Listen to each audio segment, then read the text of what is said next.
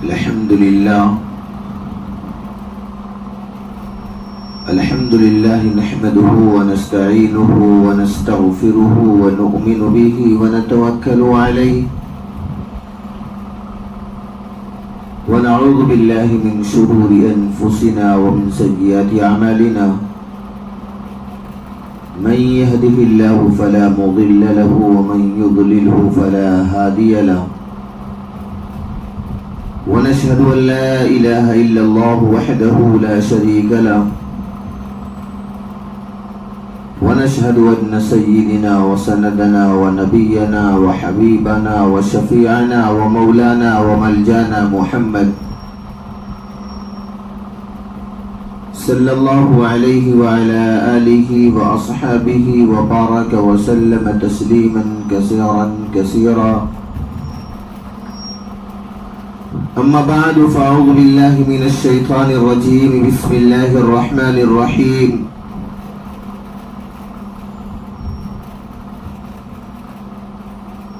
وما أرسلناك إلا رحمة للعالمين. وقال الله سبحانه وتعالى في الكلام المجيد والفرقان الحميد: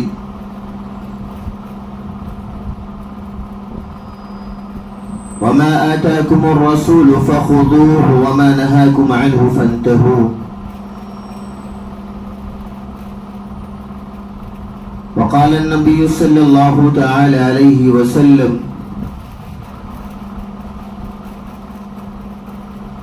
طلب العلم فريضة على كل مسلم ومسلمة. صدق الله العلي العظيم وصدق رسوله النبي الأمين المتين الكريم، ونحن على ذلك لمن الشاهدين والشاكرين والحمد لله رب العالمين.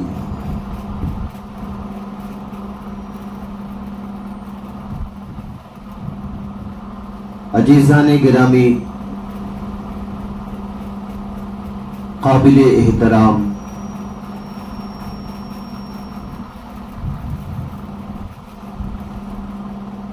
معزز نوجوان اسلام، پردہ نشین میری ماں اور بہنوں، اللہ رب العزت کا بے انتہا فضل ہوا، اس کا کرم ہوا کہ اس نے ہم سب لوگوں کو آج جمعہ کے دن بابرکت دن نصیب فرمایا اور دین کے متعلق چند باتیں کہنے اور سننے کی توفیق نصیب فرمائی.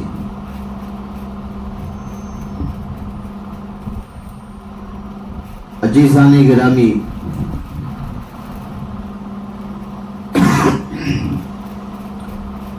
آقا مدنی جناب محمد الرسول اللہ صلی اللہ علیہ وسلم کو جب اللہ پاک نے اس روئے زمین کے اوپر بھیجا، جب اللہ پاک نے اپنے محبوب جناب محمد عربی صلی اللہ علیہ وسلم کو بھیجا، اس دنیا کے اندر اس وقت ظلم عام تھا، چاروں طرف اندھیرا چھایا ہوا تھا، لوگوں کے گھروں میں اگر بچی پیدا ہوتی تھی تو زندہ دفن کر دیا جاتا تھا، بچی پیدا ہونے کو منحوسیت سمجھا جاتا تھا،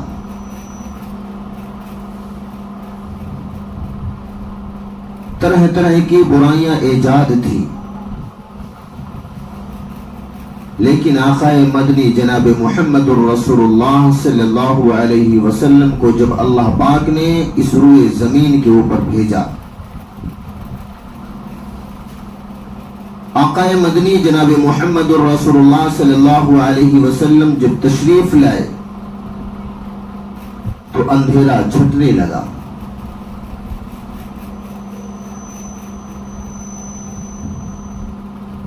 بچیوں کو ان کا حق ملا، مزدوروں کو ان کا حق ملا، جانوروں کو ان کا حق ملا، यतीमों को उनका हक मिला।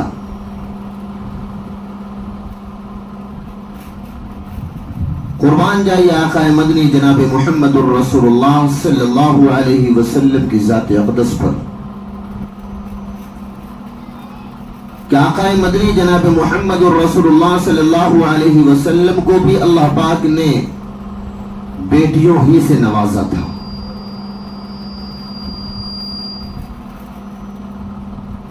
अल्लाह पाक ने फरमाया कि ऐ इस्लाम की शहजादियों, तुम्हारी इज्जत जो है हमने इतनी बढ़ा दी है, इतनी बढ़ा दी है कि पूरी दुनिया के अंदर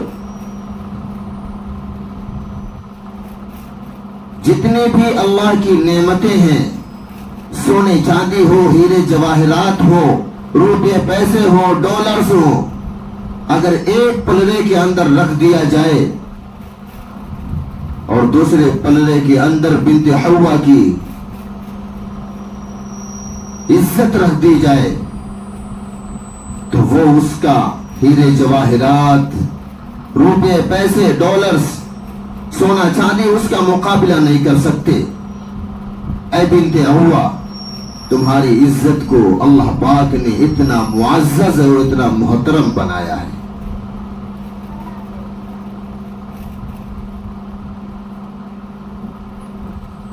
आका अलैहिस्सलातु वस्सलाम को इस दुनिया के अंदर तशरीफ लाने के बाद बेटियों को उनका हक मिल गया।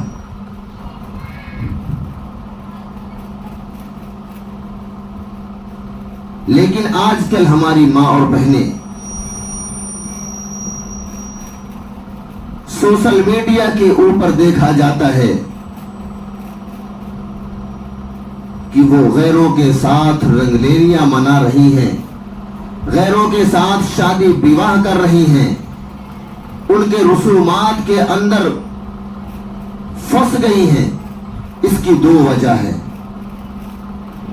एक तो उनकी तरबियत अच्छी नहीं करना और दूसरे लालच।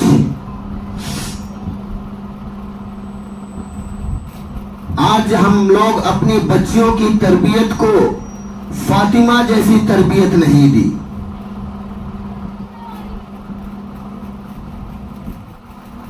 आज हमने अपनी बहनों की तरबियत, अपने बच्चियों की तरबियत इस तरीके से किया है, इसके खुद हम जिम्मेदार हैं। सोशल मीडिया पर एक वीडियो वायरल हो रहा है,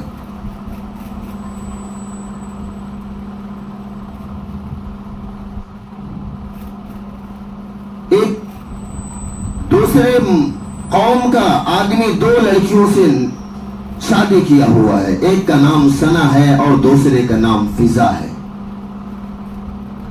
उसके पास सोशल मीडिया वाले जब पहुंचते हैं तो बड़े फख्र से कहती हैं कि हम इनकी पत्नी हैं, ये हमारे पति हैं। सोशल मीडिया वाला पूछता है कि आपका क्या नाम है? एक लड़की कहती है मेरा नाम सना है और दूसरी लड़की कहती है मेरा नाम फिजा है। ये क्या हो गया है हमारी कौम की बच्चियों को?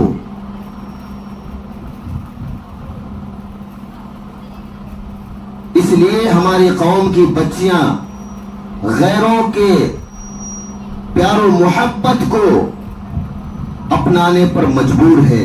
इसकी वजह मेन ये है कि वालिदैन की तरबियत। दिल एक ऐसी चीज होती है, दिल एक ऐसी चीज होती है जो मोहब्बत तलाश करती है। खुदा अपनी बच्चियों को मोहब्बत दे। जब इस दिल को बाप की मोहब्बत नहीं मिलती है, जब इस दिल को माँ की मोहब्बत नहीं मिलती है, जब इस दिल को भाई की मोहब्बत नहीं मिलती है, तो वो हमारी बच्चियां गैरों में तलाश करना शुरू कर देती है।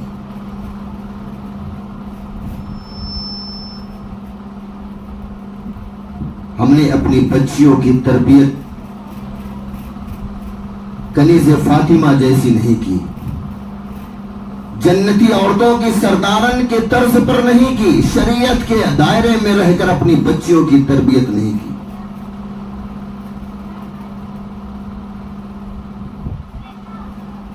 آقا مدنی جناب محمد الرسول صلی اللہ علیہ وسلم کی حدیث ہے.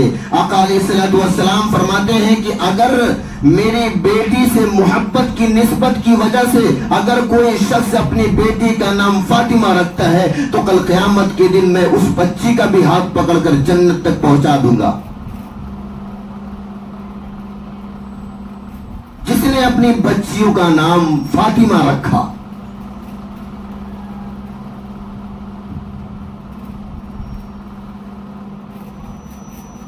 سب سے بڑی چیز ہے کہ ہم نے دین سے دوریاں کر لی ہیں, علماء اکرام کی مجلسوں سے دوریاں کر لی ہیں. آخر ہمارے اندر یہ برائیاں آتی کیوں ہیں اور کہاں سے آتی؟ ہم نے کبھی اس کا تذکرہ نہیں کیا, کبھی ہم نے اپنے دماغ میں سوچا بھی نہیں. لیکن قرآن کہتا ہے ان الصلاۃ تنہی عن الفحشاء والمنکر,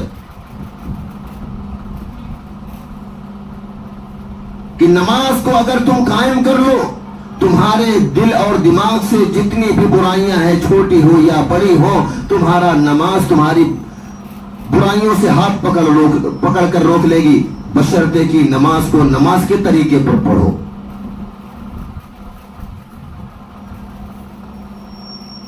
آج ہم نمازوں سے کوسوں دور ہیں.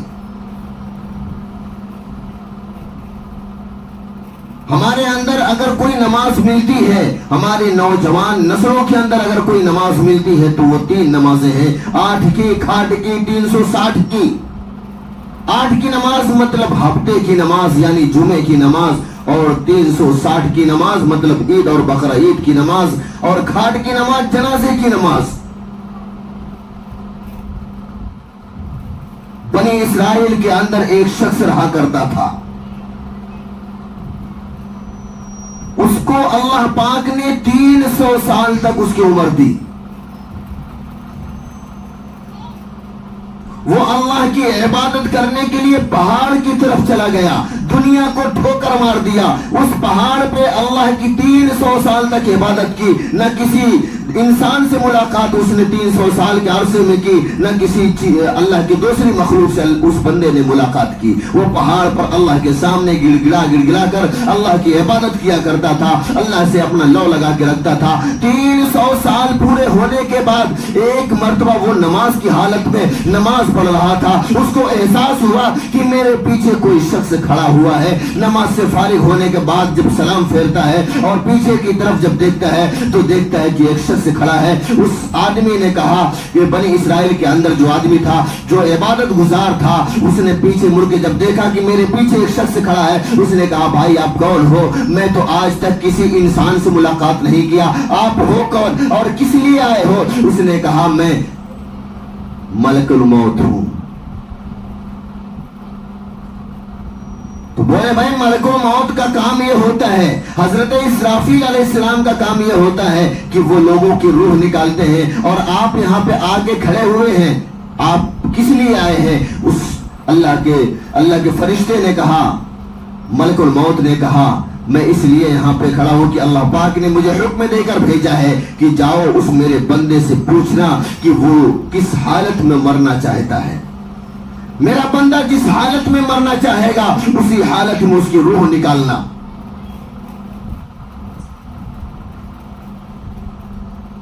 تو اس شخص نے کہا کہ اچھا رب نے کہا ہے کہ میرے بندے سے پوچھنا میں کس حالت میں مرنا چاہتا ہوں. ٹھیک ہے, میں 2 رکعت نماز کی نیت باندھ کر کھڑا ہوتا ہوں, 2 رکعت نوافل کی نیت باندھ کر کھڑا ہوتا ہوں, اور میں پہلی رکعت مکمل کروں گا, دوسری رکعت مکمل کروں گا. جب دوسری رکعت کا آخری سجدہ میں کروں اس وقت تم میری روح نکال لینا. فرشتے نے کہا ٹھیک ہے.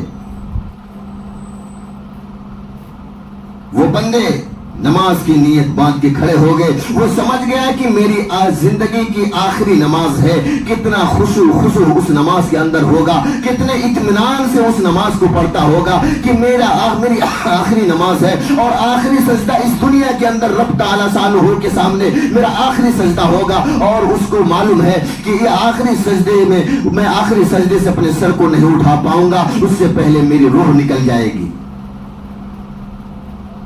پہلی رکعت مکمل کرتا ہے، دوسری رکعت مکمل کرتا ہے، دوسری رکعت کے آخری سجدے میں جب وہ جاتا ہے، پہلا سجدہ پورا کرنے کے بعد دوسرے سجدے میں جاتا ہے تو وہ فرشتہ اس کی روح کو نکالتا ہے اور بارگاہ خداوندی کے اندر لے کے چلا جاتا ہے۔ حساب و کتاب ہوتا ہے۔ اللہ پاک کہتے ہیں کہ اے میرے بندے فرشتوں، اے فرشتوں تم گواہ رہنا، میں نے اپنے اس بندے کو اپنے فضل سے جنت عطا فرما دی ہے۔ تو اس شخص نے کہا کہ اللہ پاک مجھے فضل پہ جنت نہیں چاہیے، اللہ پاک مجھے فضل پہ جنت نہیں چاہیے، میں نے آپ کی 300 سال تک عبادت کی ہے، 300 سال تک آپ کو راضی کرنے کے لیے میں نے روزے رکھے ہیں، میں دنیا کو ٹھوکر مار کر کے پہاڑ والی زندگی اپنا لیا تھا، بیوی بچوں کو چھوڑ دیا تھا، ماں باپ کو چھوڑ دیا تھا، دوست احباب کو چھوڑ دیا تھا، ساری چیزوں کو چھوڑنے کے بعد، ساری چیزوں کو لات مارنے کے بعد میں آپ سے اپنا تعلق 300 سال تک رکھا تھا، میں آپ کے فضل سے مجھے جنت نہیں چاہیے، مجھے میری عبادت کا کیا ہوگا؟ اللہ پاک نے فرمایا ہے فرشتوں کی جماعت اس کو میزاں پہ لے کے چلو، میزاں جہاں پر نیکی اور بدی تولی جاتی ہے، جہاں پر نیکی اور بدی تولنے والا ترازو لگا ہوتا ہے، فرشتے اس بندے کو، اللہ کے بندے کو میزاں تک لے کے جاتے ہیں۔ اللہ پاک کہتے ہیں ایک پلڑے کے اندر اس کی 300 سال کی عبادت رکھ دی جائے، فرشتوں نے حکم کی، تعمیل کی، اس بندے کے 300 سال کی ساری عبادت ایک پلڑے میں رکھ دی۔ سبحان اللہ، کتنا بڑا، کتنی عبادت کیا ہوگا کہ کوئی ایسا پل نہیں تھا کہ جو اللہ کی عبادت سے غافل رہا ہو۔ اس کے بعد اللہ پاک نے فرمایا کہ اے فرشتوں کی جماعت، میں نے اپنے اس بندے کو بہت ساری نعمتوں سے نوازا تھا، لیکن سب سے چھوٹی نعمت ایک ہے جو آنکھ ہے، اس کی ایک آنکھ نکالو اور دوسرے پلڑے میں رکھو۔ جب فرشتوں نے خدا کے حکم کی تعمیل کی، اس بندے کی ایک آنکھ نکالی اور ایک پلڑے کے اندر رکھ دی، تو اللہ کی نعمتوں کا، اللہ کی نعمت کا پلڑا جھک گیا۔ تو اس بندے کو احساس ہو گیا کہ اللہ کی نعمت تو بہت ساری ہے، انگنت ہے، ہم گن بھی نہیں سکتے، اور اگر اللہ پاک صرف سب سے چھوٹی ایک نعمت کا حساب لینا چاہے تو ہم نہیں دے سکتے۔ گڑگڑانے لگا، رونے لگا، بولے کہ اے اللہ پاک آپ تو ارحم الراحمین ہیں، اے باری تعالیٰ آپ تو رحیم ہے، کریم ہے، ہم کو آپ جنت اپنے فضل سے عطا فرما دیجئے، ہم اس لائق نہیں ہیں کہ جو آپ کی نعمتوں کا حساب دے سکیں۔ یہ سانسیں لینا بھی اللہ کی عبادت، اللہ کی نعمت ہے، دل کا دھڑکنا بھی اللہ کی نعمت ہے، پیروں سے چلنا بھی اللہ کی نعمت ہے، کان سے سننا بھی اللہ کی نعمت ہے، آنکھوں کے اندر روشنیاں جو ہے وہ بھی اللہ کی نعمت ہے، سر کے اوپر جو بال ہے وہ بھی اللہ کی نعمت ہے، بدن کے اندر رگ جو ہے اللہ کی نعمت ہے، خون کی رفتار جو چل رہی ہے اللہ کی نعمت ہے۔ یہ تو ہمارے بدن کے اندر اللہ پاک نے 365 جوڑ رکھے ہوئے ہیں، وہ بھی اللہ کی نعمت ہے۔ کھانے پینے کی چیزیں کو چھوڑ دو، اللہ کی نعمتوں کو، کپڑے جو پہنے ہمارے بدن کے اوپر یہ بھی اللہ کی نعمت ہے، صبح سے شام تک ہم 5 سے 10 لیٹر پانی پیتے ہیں، یہ بھی اللہ کی نعمت ہے۔ اللہ پاک نے یہ ساری نعمتوں کو تو عام کر دیا ہے۔ اگر اللہ پاک ایک گلاس پانی کی بھی قیمت وصولنا چاہے تو ہم نہیں دے سکتے۔ ہماری زندگی تو 50 سے 60 70 سال تھی، تو بنی اسرائیل کا جو نوجوان تھا اس کو اللہ پاک نے 300 سال تک زندگی عطا فرمائی تھی۔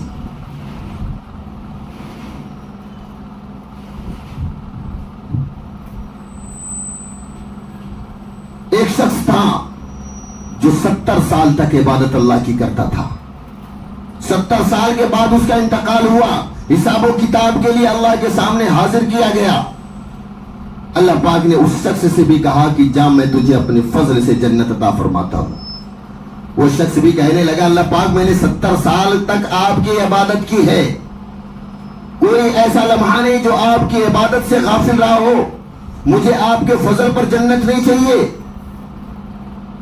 مجھے تو 70 سال کی عبادت میں نے کی ہے، اس پر مجھے جنت چاہیے۔ اللہ پاک نے فرشتوں کی جماعت کو بلاتے ہیں اور کہتے ہیں فرشتوں کی جماعت اس کو ذرا جہنم کی طرف لے کر جاؤ، سیر کرا کے لاؤ۔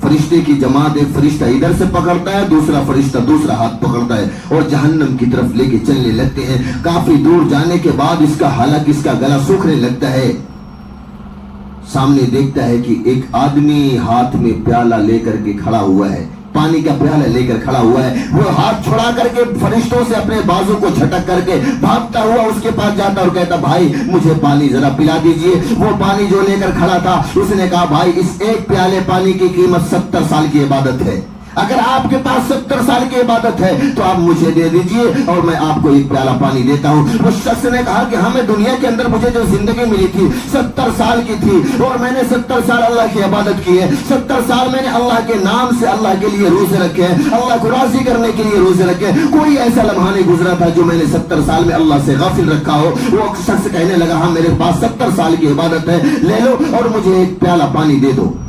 وہ 70 سال کی اپنی عبادت دے دیتا ہے اور ایک پیالہ پانی لے کر پی لیتا ہے۔ فرشتے جو فرشتے تھے پھر واپس اس کو پکڑتے ہیں اور جہنم کی طرف لے کر چلنے لگتے ہیں۔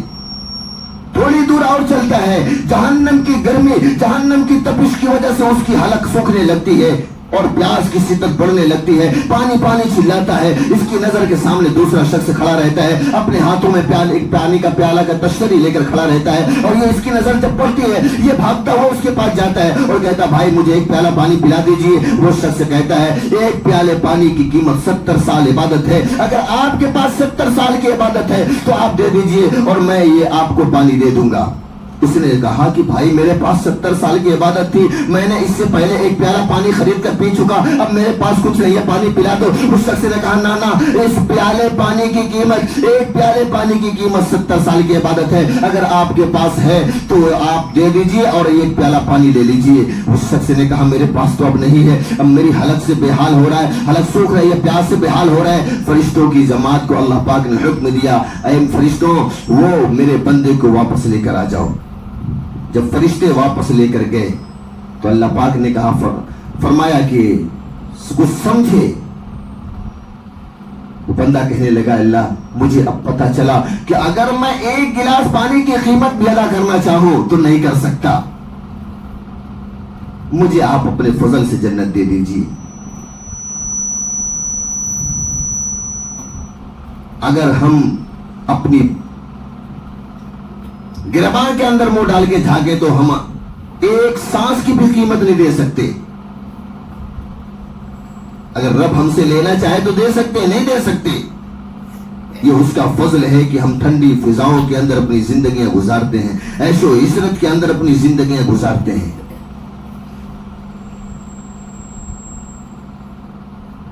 دنیا کے اندر دنیاوی ماحول کے اندر رہ کر کے ہم کو اپنے بچوں اور بچیوں کی تربیت بھی کرنی ہے، ورنہ یہی ہوگا جو آج کل عام ہو رہا ہے، ہمارے بچوں کے اوپر ٹارگٹ کیا جا رہا ہے۔ سوشل میڈیا پہ جو ویڈیو وائرل ہو رہا ہے کہ ایک بھگوا داری ہے، اس نے 2 مسلم لڑکیوں کو پھنسا کے شادی کیا ہے۔ سوشل میڈیا والے اس کے پاس پہنچتے ہیں اور پوچھتے ہیں کہ یہ آپ کے کون ہیں؟ بچیاں بڑے فخر سے کہتی ہیں کہ یہ میرے شوہر ہیں، میرے پتی ہیں۔ سوشل میڈیا والے پوچھتے ہیں آپ کا نام کیا ہے؟ بتاتی ہے ثنا نام ہے۔ دوسری لڑکی سے جب پوچھتا ہے سوشل میڈیا والا تو کہتے ہیں میرا نام فضا ہے۔ سوشل میڈیا والا پوچھتا ہے خوش ہو؟ بولتے ہیں ہم بہت خوش ہیں۔ یہ سب ہماری تربیت کا نتیجہ ہے، ہم نے اپنے بچوں پر کیئر نہیں کیا۔ اللہ کے رسول صلی اللہ علیہ وسلم نے فرمایا کہ اے میرے اسلام کی شہزادیوں، تمہاری عزت کعبے سے بھی اللہ نے بڑھا دی ہے، کعبے سے زیادہ بھی اللہ نے بڑھا دی تمہاری عزت کو۔ مدینہ المنورہ کا ایک واقعہ ہے، ابتدائی اسلام کا زمانہ ہے، یہودیوں کا غلبہ ہے۔ ایک سونار کی دکان پر ایک اسلام کی شہزادی جاتی ہے سونا خریدنے کے لیے. سونا اس کو پسند آ جاتا ہے, ریٹ پوچھتی ہے, پردے کی حالت میں, نقاب کی حالت میں رہتی ہے, پوری بدن اس کی پردے میں رہتی ہے. جب ریٹ پوچھتی ہے تو اس کی کلائی تھوڑا سا دکھ جاتی ہے. کس کو؟ سونار کو. وہ کہتا ہے بھائی آپ میرے دل کو خوش کر دیجئے اور جتنا سونا چاہیے لے لیجئے.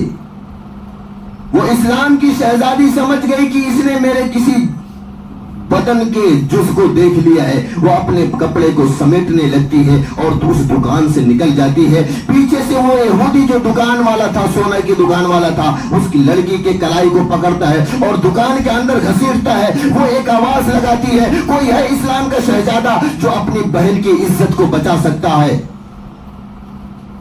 وہ یہودیوں کی گھر تھی, یہودیوں کی بستی تھی. ایک سبزی خریدنے والا, سبزی کی دکان پہ ایک شخص سبزی خرید رہا تھا. اس کے کان تک جب یہ آواز پہنچتی ہے کہ کوئی ہے جو اپنی بہن کی عزت بچا سکتا ہے, یہ یہودی میری عزت کو لوٹنا چاہتا ہے, وہ سبزی کو چھوڑ دیتا ہے اور جدھر سے آواز آتی ہے اس طرف چل دیتا ہے. بھاگتے ہوئے آیا اور دیکھتا ہے کہ ایک یہودی ہے جو ایک نقاب پوش لڑکی اسلام کی شہزادی کا ہاتھ پکڑ کر اپنی دکان کے اندر گھسیٹ رہا ہے. اس شخص جب وہاں پہ پہنچتا ہے اور کہتا ہے کہ بھائی چھوڑ دے, اسی میں تیرا خیر ہے, تیری خیر ہے. وہ کہنے لگا تو کون ہے؟ اس نے آنن فانن میں اپنے بدن سے تلوار لگا کے رکھا تھا, نکالا اور اس کے کلائی پہ مارا. ہاتھ لڑکی کا چھوٹتا ہے, اس لڑکی کو اپنے پیچھے کرتا ہے, کہتا ہے خبردار اگر کسی نے میری بہن کی طرف آنکھ اٹھا کر دیکھی تو اس کا بہت برا حال کر دوں گا. وہ یہودی سمجھنے لگا یہ کلمہ پڑھنے والا ہماری بستی میں آ کر کے ہم کو للکار رہا ہے, ہمارے گھر میں آ کر کے ہم کو للکار رہا ہے. یہاں پہ تو ساری ہماری آبادیاں ہیں, دکانیں ہماری, مارکیٹیں ہماری, محلہ ہمارا, اور ہمارے محلے میں ایک کلمہ پڑھنے والا ہم کو وارننگ دے رہا ہے, دھمکی دے رہا ہے. اس یہودی نے آواز لگائی کہ دیکھو یہ ہمارے محلے میں اور ہماری سوسائٹی کے اندر, ہماری مارکیٹ کے اندر ایک کلمے پڑھنے والا ہم سب یہودیوں کو للکار رہا ہے. چاروں طرف سے سینکڑوں تلواریں نکل گئی.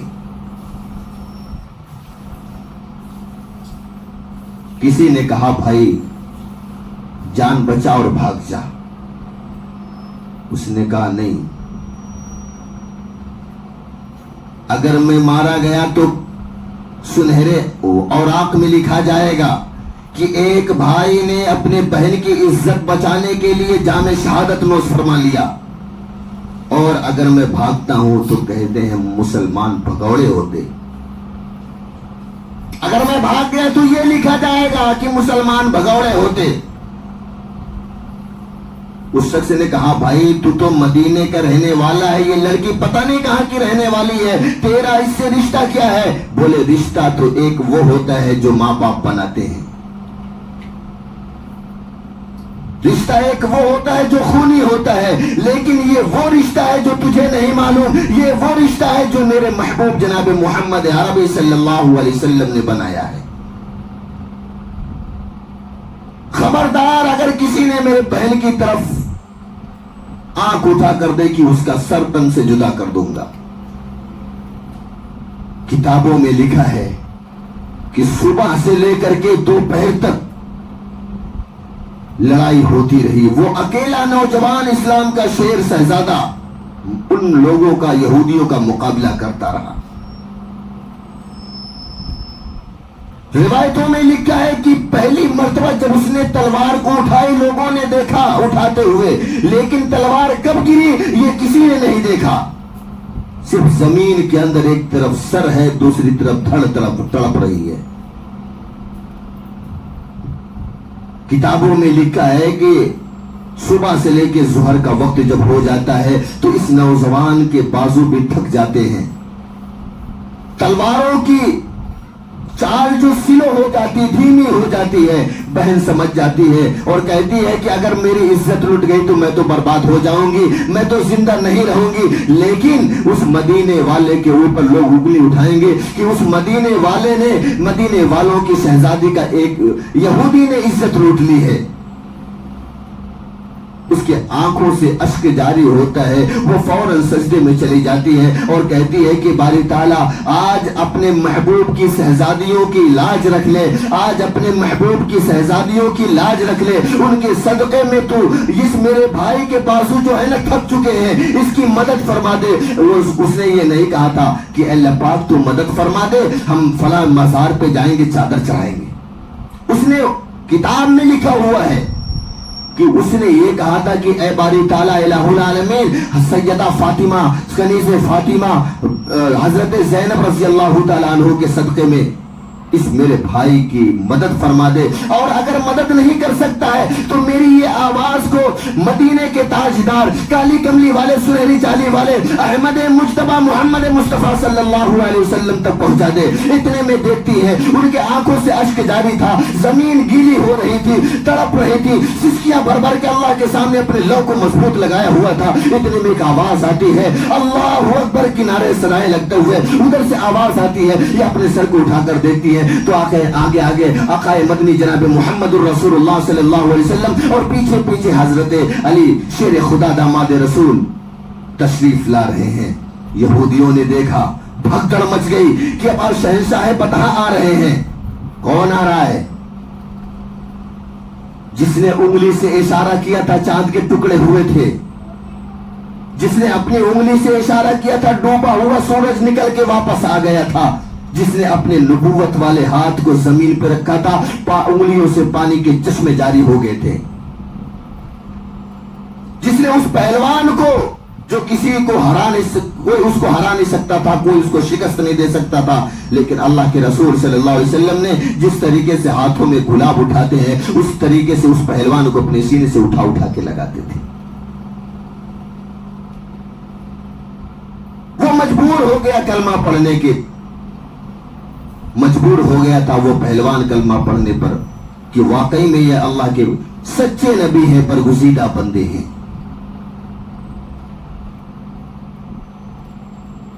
اس بچے کی تربیت سیدہ فاطمہ رضی اللہ تعالیٰ عنہ کی طرز پر ہوئی تھی. آج ہماری بچیوں کو جو پہلایا پھسلایا جاتا ہے، یا تو یہ کہتے ہیں کہ وہ گاڑیوں، تم یہ کیا برقع میں تم قید رہتی ہو، تم کو چار دیواری کے اندر قید رکھا جاتا ہے، ہمارے ساتھ آ جاؤ، ہم تم کو دنیا دکھلائیں گے، ہم گاڑیوں میں گھمائیں گے، بنگلے میں رکھیں گے، عیش و عشرت کی زندگی گزارو گی، کپڑے کا پہناوا تمہارا دیکھو، قید خانہ ہے. لیکن سن لو اسلام کے شہزادوں اور شہزادیوں، کعبہ شریف کے اوپر بھی غلاف لگا ہوا ہے، کعبہ شریف کے اوپر بھی غلاف لگا ہوا ہے، قرآن کے اوپر بھی جزدان لگا ہوا ہے. اللہ پاک نے ثابت کر دیا ہے کہ مساجدیں تو بہت ساری ہیں، عبادت گاہیں تو بہت ساری ہیں، لیکن کعبے کے اوپر غلاف اس لیے لگا ہے کہ اس جیسا دوسرا گھر نہیں ہے، اس جیسا دوسرا گھر نہیں ہے. اس لیے کعبے کے اوپر اللہ پاک نے اس کو محترم اور مکرم رکھنے کے لیے اس کے اوپر غلاف چڑھایا ہے. اور قرآن، دنیا کے اندر سینکڑوں ہزاروں کروڑوں کتابیں ہوں گی، لیکن قرآن جیسی کوئی کتاب نہیں ہے. اللہ پاک نے فرمایا کہ قرآن پہ لحاف اس لیے چڑھتا ہے کہ قرآن جیسی کوئی کتاب نہیں ہے. لوگوں کا دماغ اس لیے پھیرا جاتا ہے کہ یہ دنیاوی چمک دھمک جو ہے انسان کو برباد کر دیتی ہے.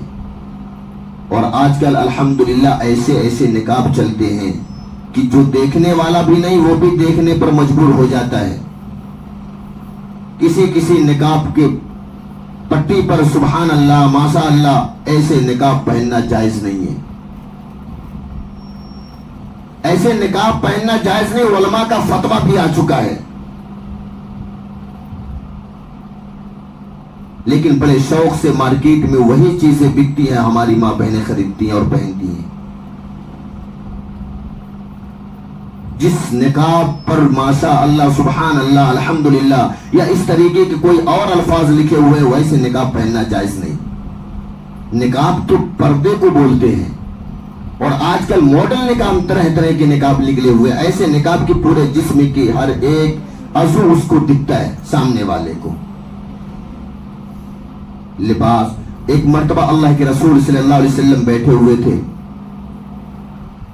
اما عائشہ صدیقہ رضی اللہ تعالیٰ عنہ بیٹھی تھی، ایک نابینا صحابی، دونوں آنکھوں کے نابینا تھے، وہ تشریف لا رہے تھے۔ اللہ کے رسول صلی اللہ علیہ وسلم نے فرمایا اے عائشہ پردہ کرو، اے عائشہ پردہ کرو۔ اما عائشہ صدیقہ رضی اللہ تعالیٰ عنہ نے فرمایا اے اللہ کے رسول، یہ تو دونوں آنکھ سے نابینا ہیں، ان سے کیا پردہ کرنا؟ یہ دونوں آنکھ سے نابینا ہے، ان سے پردہ کیا کرنا؟ اللہ کے پیارے رسول صلی اللہ علیہ وسلم نے فرمایا اے عائشہ یہ نابینا ہے، تم تو نابینا نہیں ہو نا، تم پردہ کرو۔ یہ نابینا ہے، تم نابینا نہیں ہو، تم پردہ کرو۔ پردہ کرنا تمہارے اوپر فرض ہے۔ اللہ پاک ہم سب لوگوں کو کہنے سننے سے زیادہ عمل کی توفیق نصیب فرمائے۔ اللہ ہم سب لوگوں کو اپنے بچوں کی تربیت شریعت مطہرہ کے مطابق، حضرت سیدہ فاطمہ رضی اللہ تعالی عنہ کے مطابق کرنے کی توفیق نصیب فرمائے۔ وما علینا الا البلاغ۔ جن حضرات نے سنت نہ پڑھے سنت سے فارغ ہو جائیں۔